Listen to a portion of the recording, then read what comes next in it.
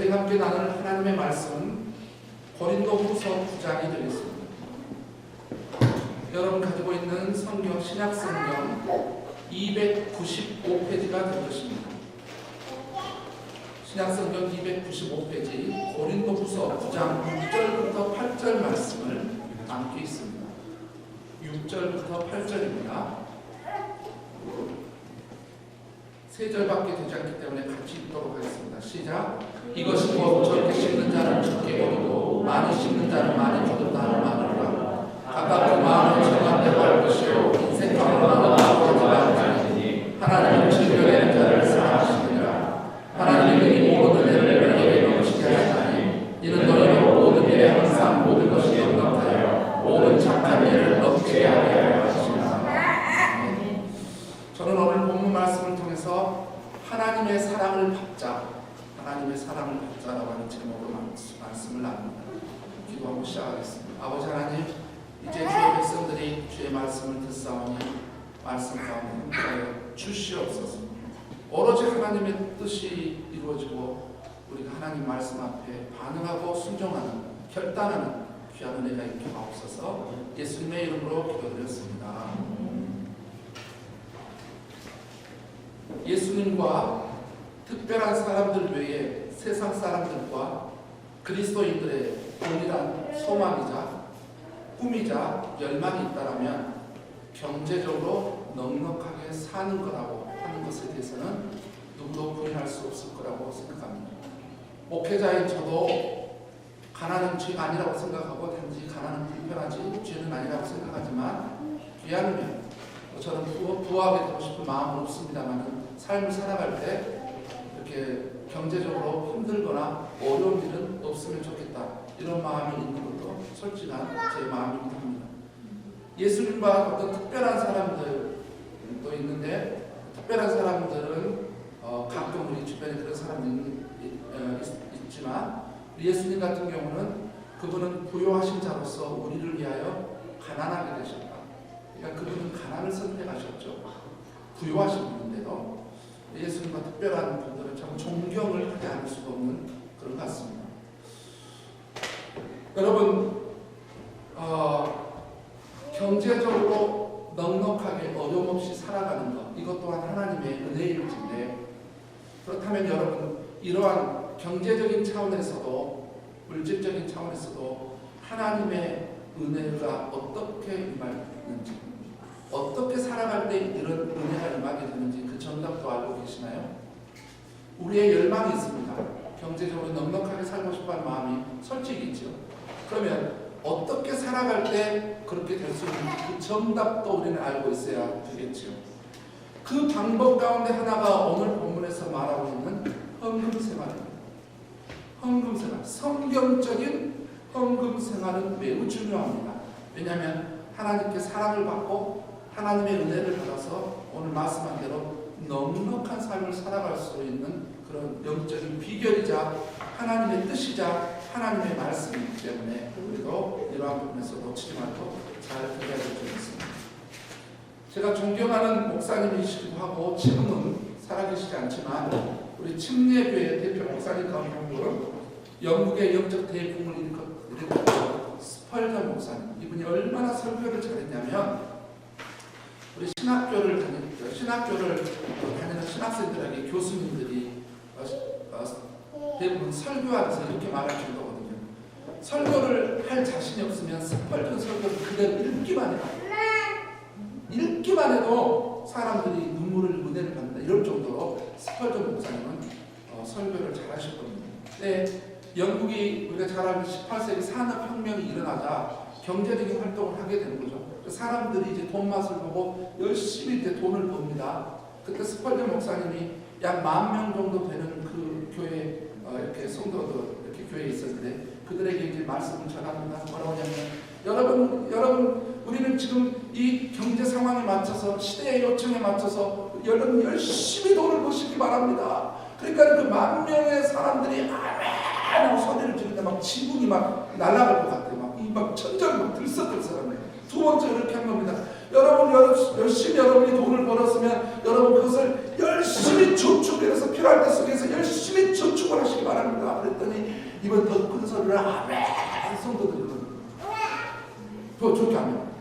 세 번째 이렇게 말하는 거예요. 왜냐하면 여러분 열심히 모은 그 돈으로 하나님의 영광을 위해서 사용하시고 헌금도 하시기 바랍니다. 그랬더니 아무도 아멘 안 하고 조용히 거예요.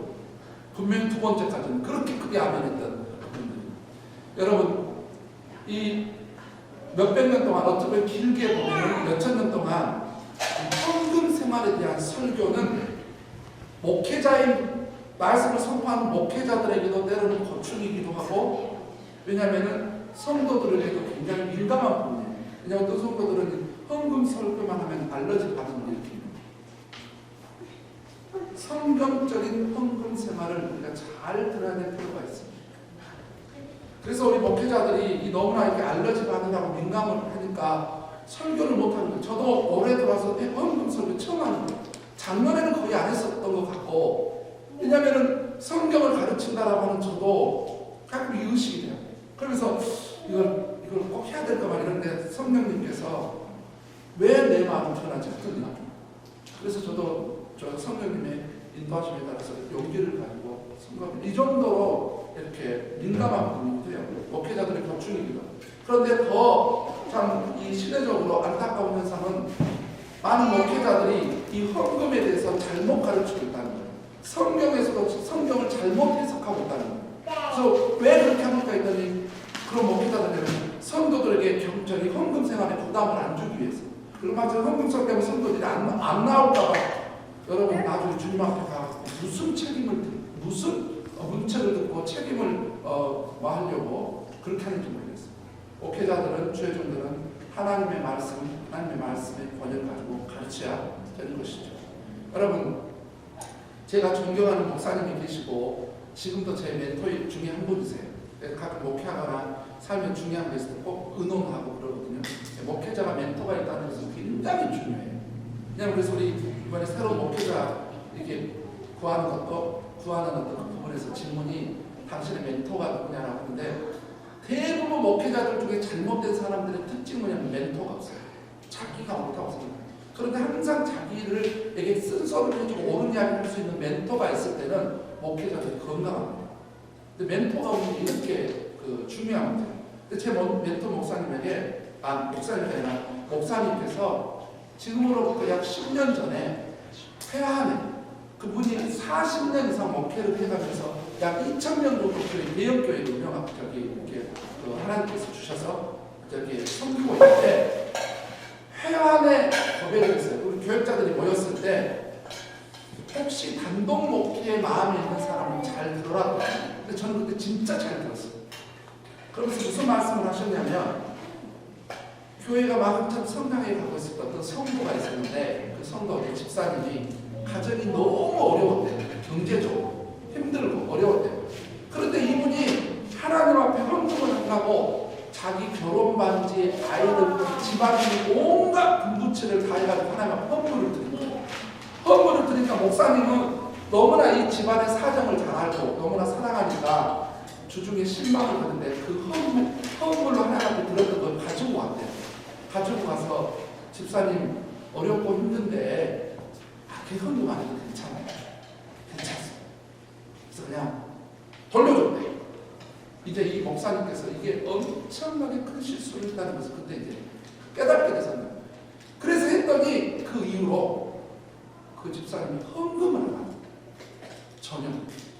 왜냐하면 목사님이 안 해도 어려우니까. 그래서 진짜 안 했어요. 근데 그분이 이제 세월이 지나 목사님이 이제 교회 온 게 40년, 그분도 40년 가까이 선했을 거 아니에요. 근데 자세히 이렇게 들어가 봤더니 이분의 삶이 여전히 어려운 거예요.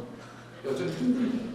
다른 분들은 나름대로 하나님 앞에 순종하고 말씀에 순종해서 헌금을 성실하게 하신 분들은 빚도 갚고 생활도 펴보는데 그분은 너무 생활이 어려워져요. 여전히.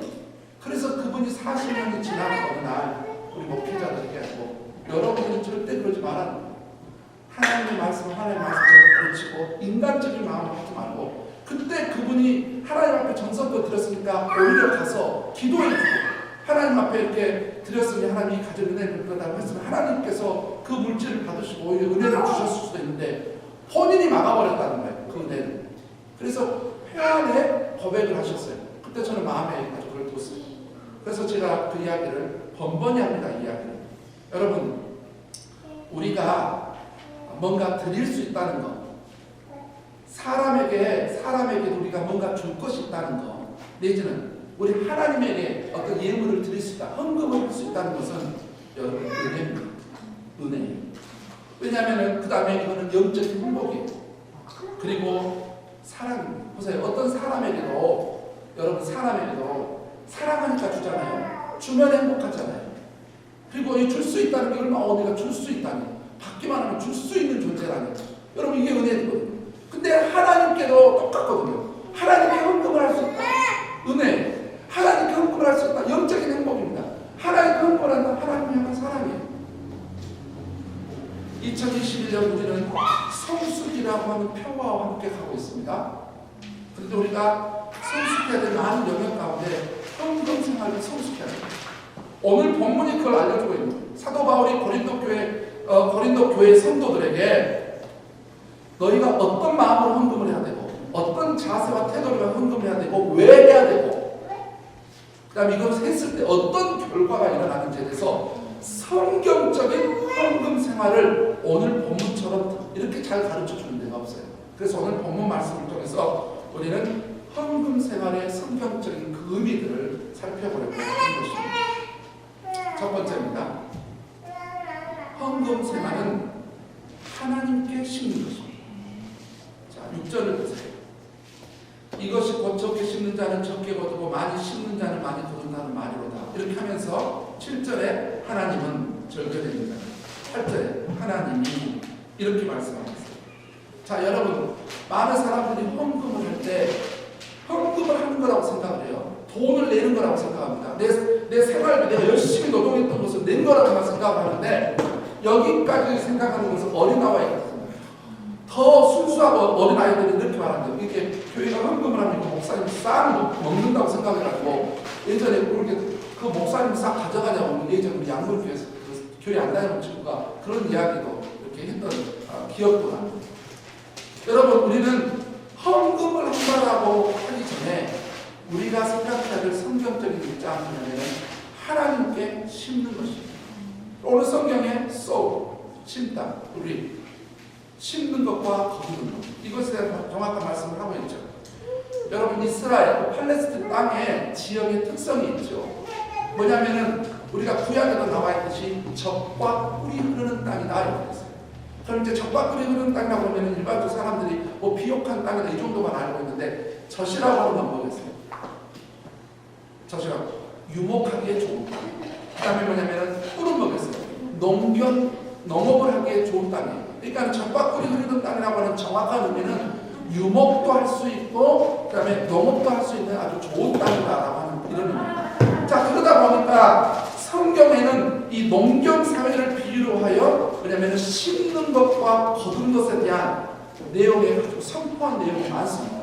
말씀에 선지자들이나 아니면 기록된 글이나 또 예수님께서도 직접 그런 이 심고 거두는 것의 이 원칙을 말씀을 하셨어요. 왜냐하면 자연의 법칙, 생명의 법칙이 영적인 법칙과 유사성을 갖기 때문에, 동일하기 때문에 항상 성경에서도 많은 부분 바로 이렇게 자연의 법칙과 생명의 법칙을 영적 법칙으로 연결해서 말씀을 드립니다. 그 몇 가지를 들면 시편 126편에 뭐라고 했습니까? 눈물을 흘리며 씨를 뿌리는 자는 기쁨으로 그 단을 가지고 돌아오리라. 이거는 이제 농경사회 사람들은 이해를 하는 거예요. 도시 문명 사람들은 이해를 잘 못해요. 그러나 농업을 해본 사람들은 이 심정을 누구보다도 잘 아는 거예요. 이게 영적인 원리와 연결시키는 거죠. 여러분, 예수님의 설교 때 말해서 예수님이 설교할 때 번번이 하셨던 게 뭐냐면 씨 뿌리는 비유를 하셨잖아요. 씨 뿌리는 비유. 그 다음에 바울의 서신에서도 갈라디아서 6장에 뭐라고 되어 있냐면은 우리가 무엇을 심든지 그대로 거둘 것이다. 그래서 선을 행해야 된다. 선을 심어야 된다. 그래서 우리가 뭔가를 심는 것이 있으면 거두게 된다. 오늘 본문 6절에서도 적게 심는 자는 적게 거두고 많이 심는 자는 많이 거둔다. 이 sow와 이 reap에 대한 적게 심을 거냐, 많게 심을 거냐, 그다음에 적게 거둘 거냐, 많이 거둘 거냐, 이 문제를 정확하게 이야기하고 있다는 거죠. 여러분, 이 말씀, 시편 말씀, 예수님의 비유, 바울의 서신, 오늘 본문 말씀도 이런 여러 가지 말씀의 공통점이 뭡니까? 공통점. 분명한 사실은 뭐냐면은 심는 것이 없으면 거두는 것도 없다. 또는 많이 거두려면 많이 심어라 라고 하는 거죠. 그 이유는 반드시 심는 대로 거두기 때문입니다. 종두득두예요. 종두득두. 여기 사자성어 있잖아요. 한국말. 콩 심는 데 콩나고 팥 심는 데 팥난다. 종두득두예요. 이처럼 기억하십시오. 헌금 생활은 하나님께 심는 것입니다. 하나님께 심는 거예요. 그래서 예수님께서 마태복음 6장에 뭐라 했습니까? 너의 재물을 어디다? 하늘 창고에다 쌓아버려라. 하늘 창고에, 하늘 은행에, 천국 은행에 저축을 해놔라. 어제 그 청소년 아이들하고 그 성경 공부를 하면서 천국 은행에 저축한다는 게 이게 무슨 의미인지 아느냐 했더니 잘 모르죠. 왜냐하면 누군가 설명을 안 해줬습니다. 여러분, 우리가 엄밀히 따지면 천국에 가면 우리가 돈이 필요합니까? 필요 없잖아요. 그래서 주님, 제가 이 땅에서 헌금한 거 좀 주세요. 왜냐하면 제가 생명가액을 좀 따먹어야 되겠습니다. 필요가 없어요. 돈이 필요 없는데, 아니 천국 은행에 하나님께 심는다는 게 도대체 그러면 어떤 의미냐? 주님이 왜 그 말씀을 하셨고 도대체 하나님께 심는다는 게 뭐냐? 여러분, 심었으면 거두죠. 우리가 이 땅에서 하나님 앞에 심은 것에 대해서는 우리가 이 세상 살아가면서 물질이 꼭 필요할 때 하나님께서 반드시 주신다는 거예요. 주세요. 정말 주세요. 여러분들, 우리가 기억해야 될 것은 우리가 하나님 앞에 많이 심는다라고 할 때 많이 심는다라고 하던 이 물질에 대해서는 성경적으로 접근하셔야 됩니다. 많이 심는다라고 하는 것은 성경적으로는 액수가 아니라 퍼센트. 기억하세요. 100만 원 번 사람이 10만 원, 예를 들어서 100만 원 번 사람이 10만 원을 11조로 했어요. 그런데 10만 원을 번 사람이 2만 원을 헌금을 했어요. 액수는 2만 원이 작을 것 같잖아요. 주님이 보실 때는 큰 겁니다. 왜냐하면 주님은 퍼센트를 봅니다. 얼마를 남겼느냐고 봅니다. 얼마를 들었는가 보다도 얼마를 남기고 들었느냐고 보는 거죠.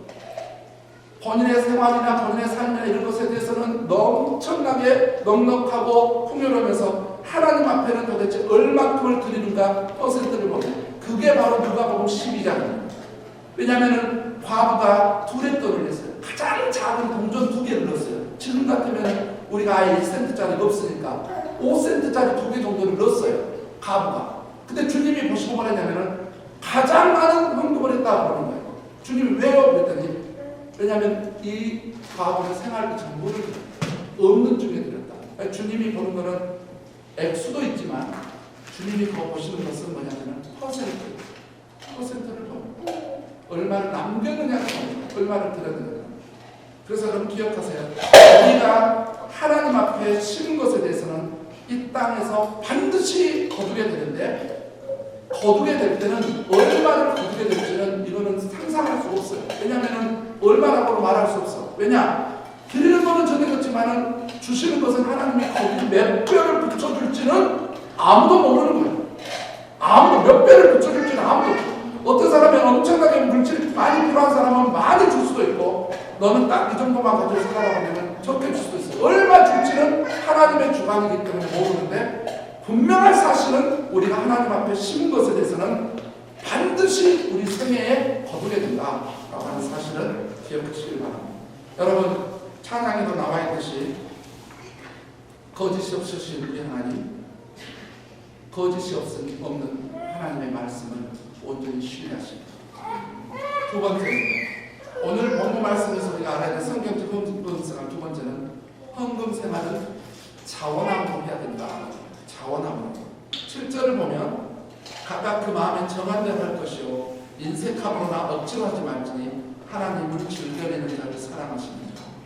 자 보세요.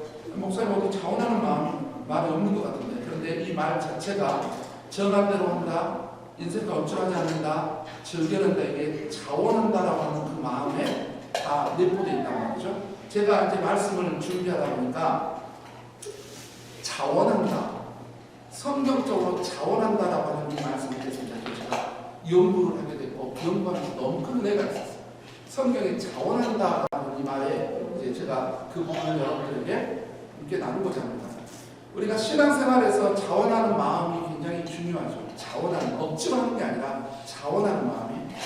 국어사전에는 어떤 일을 자기 스스로 하고자 하여 나서다. 스스로 하고자 해서 나서다라고 하는데 영어로는 뭘까요? 여러분이 너무나 잘 아는 겁니다. 네, 감사합니다. 네.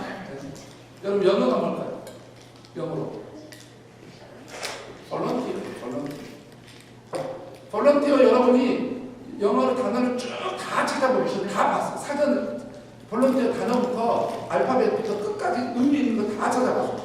여기 자원하다는 게 바로 볼런티어. 그 다음에 또 어떤 다른 데는 어떻게 영어로 되어 있냐? 프리윌. 프리윌은 두 가지 의미로 써요. 신학 용어로 자유의지를 나타낼 때 프리윌도 되고, 이 프리윌은 어떤 의미로 쓰이냐면 자원한다 할 때도 프리윌이 쓰여집니다. 그 다음에 또 하나가 단어가 있는데 뭐냐면은 윌링 스피릿. 이것도 자유의지로 자원함이라고 하는 단어로 쓰여지고 있어요. 그러면 이 말이 성경에서는 도대체 어떻게 쓰여졌는가? 여러분 우리나라만, 그러니까 영어나 다른 번역 말고 한국어로 번역된 단어 중에 자원하다는 말은 성경에 총 13번이 등장하고 있습니다. 자원하다. 그런데 이게 히브리어로는 나다브, 그다음에 헬라어로는 헤코우시오스라고 하는 말이에요. 이것이 사용되어지는 것은 네 군데, 네 가지 영역에서 쓰여져요. 총 13가지 있는데 네 가지 영역에서 쓰여져요. 첫 번째는 뭐냐면은 하나님과의 영적인 관계에서 이게 쓰여질 때가 있었어요. 시편 51편 12절을 보면 다윗이 하나님 앞에 뭐라고 하냐면은 자원하는 심령을 내게 주사 하나님과 회복되게 도와주소서. 그러니까 이 자원함은 어디에서 첫 번째로 필요하냐면 하나님과의 영적 교제, 하나님을 섬기는 데 있어서, 하나님과의 영적 교제라는 데 있어서 억지로나 부모에 의해서가 아니라 타인에 의해서가 아니라 하나님을 섬기고 하나님과 영적 교제를 할 때는 바로 이 프리윌, 윌링 스피릿, 볼런티어, 자원하고 하나님을 섬기고 하나님과 영적 교제를 해야 된다는 거예요. 스스로 해야 된다는 거예요. 두 번째는 어떤 영역에서 쓰여지냐면은 목회와 사역, 미니스트리, 사역에도 이게 쓰여지고 있습니다. 베드로전서 5장 2절을 보면 그 목회자들에게 베드로가 이 목회자들을 보면 양무리를 치되 억지로 하지 말고 자원을 하며 이렇게 돼 있어요. 그러니까 목회자들이나 또 특별히 주님의 일을 맡은 사람들, 아니면은 가정의 아빠로서, 남편으로서, 사장으로서 자기에게 어떤 주어진 일이 있을 때 그 일을 억지로 인색함으로 어쩔 수 없이 하는 게 아니라, 여러분 남편의 삶을요 자원함으로 사시는 거예요. 남편으로서 아내에게 헌신하고 아내를 사랑하고 아내에 대해서 희생하고 하는 것에 대해서 안 해주면 밥을 안 줄 거야. 안 해주면 빨리 말해주겠지. 이게 아니라 프리윌, 윌링 스피릿, 볼런티어, 자원함으로 하세요. 아내들도 마찬가지입니다. 남편을 위해서 자원하고 하세요. 이게 뭔가 나에게 주어진 일이 있을 때도 자원함이 영역에 쓰여지고 있습니다. 그 다음에 하나님께 드리는 것, 헌금 부분이죠. 이게 가장 많이 쓰여지고 있는데 역대상 20장 17절이나 출애굽기 35장에 보면 자원한다는 말이 나오는데 뭐냐면은 다윗이 이렇게 고백을 해요. 하나님께서 우리 백성들에게 은혜를 베풀어 저들이 자원하는 마음으로 하나님께 드렸습니다. 이때 쓰여졌고, 출애굽기 35장에 보면 성막을 지을 때 백성들이 자원하여 가져왔다고 되어 있어요. 그러니까 하나님 앞에 뭔가를 드릴 때, 헌금을 할 때, 헌금 생활을 할 때 자원해서 하는 거예요. 자원해서. 그런데 한국말로는 자원하다라고 하는 말은 아닌데 원어적으로 자원하다라고 하는 의미가 들어있는 그가 또 한 군데 있습니다. 마지막으로 베드로전서 2장 24절에 있습니다. 친히 나무에 달려 그 몸으로 우리 죄를 담당하셨어요. 친히라고 하는 말이죠. 여러분 한국말로 친히, 스스로, 직접이라고 하는 게 어떤 용어가 있어요. 우리가 너무나 잘 알고 있는 제2대명사가 쓰여지죠. 거기 영어를 보면 he, himself이 시작이 돼요. 자, 그가 직접, 그가 친히, 그가 스스로 할 때 주어 뒤에 제2대명사가 쓰여지면은 그거는 뭐뭐 자신이라는 뜻이 아니라 직접 스스로 친이라고 하는 뜻으로 바뀌잖아요. 그런데 예수님께서 우리 인간, 저와 여러분을 죄의 사슬에서 어둠의 사슬에서 끊어주고 우리의 죄를 용서해주고 십자가에 달리셨는데, 예수님이 십자가에 달리실 때 바로 예수님께서 free will, volunteer, witness, 차원하셨어요. 억지로 하지 않으셨어요. 힘이 없어서가 아니라 차원하셨어요. 우리 너무나 사랑합니다. 헌금 생활에서도 바로 이 마음이 동일하게 적용된다는 거예요. 오늘 7절이 그걸 증명하고 있어요. 그래서 자원하고 헌금한다는 것은 뭐예요? 7절에 보니까 첫 번째 뭐예요? 정한 대로 할 것이요. 여기 정한다는 게 뭐예요? 마음에 정하라는 거죠. 갑자기 주일날 나가서 그러니까 헌금하면 보이네? 얼마 해야 되죠? 얼마 해야 되죠? 그러다가 어쩌다 보니까 이렇게 해야 되는데 10불짜리, 20불짜리 있으면 좋겠는데 보니까 없어. 50불하고 100불짜리 그러면 고민을 하거나 내는 경우도 있겠죠. 미리 정말 토요일날 미리 얼마를 하나님 앞에 내 드릴 것인가에 대해서 정확하게 정해놓고 그다음에 계획성을 가져라는 거예요. 그러니까 자원함으로 하는 사람하고 자원하지 않는 사람 특징이 뭐냐면 자원함은 항상 계획을 가져요. 그러나 그렇지 않은 사람은 충동적으로 하고 될 때는 되라고 비규칙적으로 하는 거예요. 두 번째는 뭐냐면은 인색함으로나 억지하지 말라고 하는 거예요. 자원을 한다는 것은. 그런데 인색함은 뭔가 아까워하는 거잖아요. 그런데 이 인색함이라고 하는 이게 헬라어 언어에 뭐냐면은 리페스라고 쓰여졌는데, 이 리페스가 뭐냐면 근심이에요. 근심 가운데 한다는 뜻이에요. 언어적인 거예요. 그러니까 이거죠. 이런 거예요. 내가 하나님 앞에 드리려고 하는데 이거 드리면 집값, 차값, 먹는 거, 아예 분유, 그 다음에 이것도 해야 돼. 적금도 내야 돼. 자동차도 사야 돼. 보험도 내야 돼. 그러다 보니까 이건 내면 어떻게 우리 어떻게 살아? 그렇게 염려와 근심 가운데 살지 말라는 거예요. 그렇게 하지 말라. 그 다음에 즐거움으로 해야 된다. 세 번째, 여기서 하나님은 즐겨내는 자를 사랑한다는데, 이게 즐겨가 횟수를 말할까요? 마음을 말할까요? 마음이 즐겨낸다라고 영감을 하는 치어펄이에요. 치어펄은 우와 내가 하나님 앞에 드릴 수 있다니, 내가 하나님 앞에 이렇게 작은 거지만 내가 이렇게 드릴 수 있다니, 이렇게 즐거움을 하는 거예요. 또 목사님 왜 또 헌금 설교를 하는 거야? 왜 자꾸 제가 자꾸 한 것도 아닙니다. 1년에 오래 처음 해봤어요. 근데 어쩌다가 한국도 한 사람은 또 교회 가면 매일 헌금 설교만 한다고 그럴 거예요. 우리 최은희 아버님 오늘 이 올해 처음 한 거예요. 즐거움으로 취업거리예요. 그러니까 자원한다는 거는 뭐냐면은 계획성 있게 근심 없는 상황에서 평안한 가운데, 그 다음에 뭐냐면은 즐거움, 이게 자원하죠. 그래서 헌금 생활할 때는 자원하고 보세요. 우리 누나가 자원하고 나오는 거예요. 또 억지로 나가라면 나오겠어요? 안 나오니까. 근데 자원하니까 저렇게 나오는 거예요. 바로 자원함이 뭔지를 여러분 실제로 보셨어요. 감사잖아요. 하나님이 얼마나 감사해요. 이렇게 자원함이 뭔지를 이렇게 실제적으로. 자, 마지막으로 성경적인 헌금 생활의 마지막 뭐냐면, 헌금 생활은 하나님의 사랑을 받게 된다. 7절 7절 끝에 하나님은 즐겨내는 자를 사랑하시느니라. 하나님이 능히 모든 은혜를 너에게 넘치게 하시나니 이는 너희로 모든 일 항상 모든 것이 넉넉하여 모든 착한 일을 넘치게 하려 하심이라. 모든 그리스도인들은 하나님께 사랑을 받고 싶어 합니다. 하나님의 사랑을 받고 싶어 하죠. 그렇죠. 열망이, 저도 그래요. 하나님의 사랑을 받는 방법이 여러 가지가 있죠.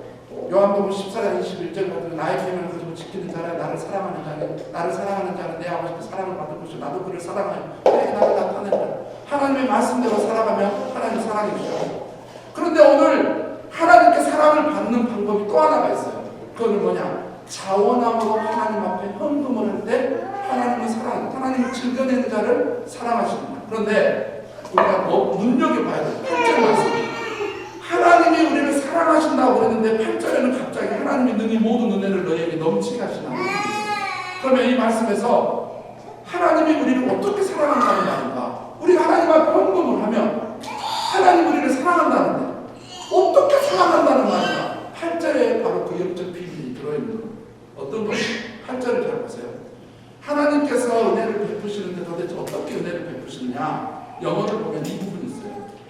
In all things, at all times. 여러분 영어 잘 아니까 at all times은 뭡니까? 항상이죠. always하고 같은 equals의 의미잖아요. 항상이에요. at all times. 그런데 더 중요한 말씀이 뭐냐면 in all things. 모든 것을 보세요. 하나님께서 하나님께 헌금을 하면 하나님께서 어떻게 사랑해 주냐면은 그 사람에게 항상 그 사람에게 필요한 거예요. 그 자녀 교육의 문제든 저금의 문제든 자동차 문제든 집을 사야 문제든 사업해야 될 문제든 생활에 그때그때 필요한 문제든 하나님께서는 항상 우리의 모든 것에 필요를 넉넉하게 채우시는 은혜를 베푸신다고 말하고 있잖아요. 제 말이 아니라 하나님이 능히 모든 은혜를 너에게 넘치게 하시나니 이는 너희로 모든 일에 항상 모든 것이 넉넉하여 심지어 너무나 넉넉하니까 선한 일, 착한 일을 할 수 있을 정도로까지 우리에게 은혜를 베풀어 주신다 말합니다.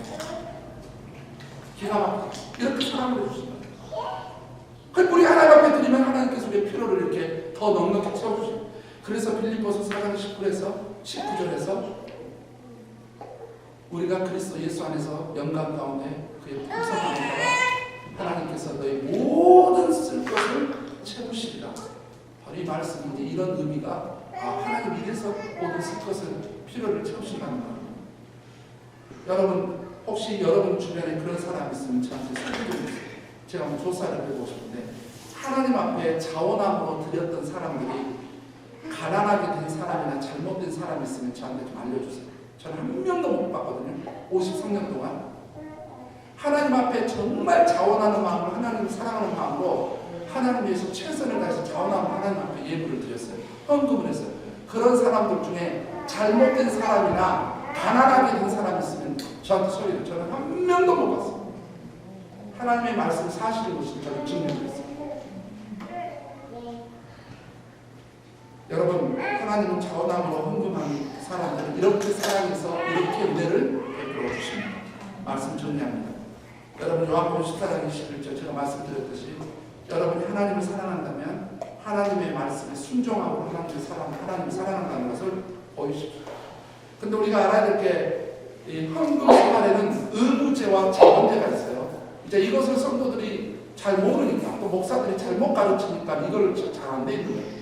헌금 생활할 때는 의무제가 있어요. 의무적으로 해야 될 거예요. 그 다음에 자원에 서는 게 있어요. 의무제는 뭐냐? 여러분 마음이 불편해서 성경은 성경이기 때문에 가는 거예요. 의무제는 뭐냐면 11조와 주일헌금은 의무제입니다. 자, 잠언 3장에서도 정확하게 솔로몬이 언급했어요. 솔로몬이 그 지혜로 솔로몬이 하나님의 것은 반드시 하나님 것 드려야 된다고 이야기했어요. 그 다음에 말라기 3장은 뭐냐면은 하나님의 것을 도둑질하지 말고 하나님의 것은 반드시 10의 1조는 하나님의 것이기 때문에 온전히 하나님께 바치라고 했어요. 그러면 너희들의 모든 경제적인 손실이 없도록 해주겠다고 하나님 것은 반드시 하나님 것. 그러니까 내 것이 아니라 10의 1조는 하나님 것이에요. 10분의 9는 내 것. 얼마나 감사합니까? 10분의 9를 내라고 10분의 1만 가지고 수가 있으면 어쩔 뻔했어요. 10분의 1은 하나님이 내 것, 10분의 9는 너 것. 그 다음에 여러분 예수님이 그 말씀하신 어떤 무식한 목회자들이 신약에는 그런 언급이 없다라고 하는데 제가 정확히 알려드릴게요. 마태복음 23장 23절 누가복음 11장 42절에 예수님께서 정확히 말씀했어요. 11조를 해야 됩니다. 11조를 하고 이것만 한 게 아니라 이것도 행하고 그 다음에 다른 사람을 공경하고 다른 사람에게 섬기고 다른 사람을 사랑하고 자비와 은혜를 이것도 행하고 이것도 해야 될지니라 하지 않아도 된다고 말씀한 적 없어요. 정확히 예수님께서는 복음서에서 예수님이 직접 언급을 했어요. 엄밀히 따지면 신약교회 예루살렘 교회는요 10의 1조를 했을 것 같아요. 어마어마하게 재산 전체를 맡겨드리는 사람들이 많이 있다니까요. 그러니까 11조는 기본이었어요. 그러니까 11조는 의무가 되고 내가 하고 싶다고 내 마음에 내키니까 안 내키니까 가정 형편이 이런 상황이 아니라 10의 1조는 하나님 것이에요. 하나님 겁니다. 그 다음에 주일헌금 있잖아요. 이 주일헌금에 있어서는 뭐냐면은 출애굽기 23장 15절과 출애굽기 34장 20절에 뭐라고 말씀하는 거 있잖아요. 내 앞에 나올 때 빈손으로 나오지 말지. 빈손. 내가 우리 청소년 아이들한테 가르쳤어요. 한 달에 10불밖에 만약에 헌금을 할 수 없는 상황이라면 한 번에 10불 하고 3주 쉬지 말고 2불 50cm 4번에 나누세요. 매주만. 하나님 앞에 나올 때 액수는 하나님이 여러분에게 주일날 하는 것은 10분의 1은 정해졌잖아요. 자기 수입의 10분의 1이니까. 그러나 주일헌금은 여러분의 마음에 하나님께서 감동을 주시는 대로 하는데 분명한 것은 빈손으로 나오면 안 됩니다. 자원제가 있어요. 헌금세가 있어요. 이거는 이제 본인의 마음에 이끄는 대로 하나님께서 마음 주시는 대로 감사헌금이라든지 절금금이나 이런 거는 자원제예요. 그래서 의무제와 자원제가 있다는 걸 기억하시고 여러분 왜 성도님들이 그리스도인들이 헌금 생활을 잘 못할까요?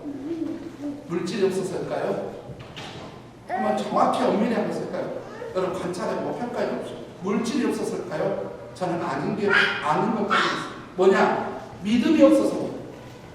두 번째, 말씀에 순종함이 없어서 못하는 거예요. 세 번째는 마음이 없으니까 못하는 거예요. 네 번째는 주님을 사랑하는 마음이 없으니까 못하는 거예요.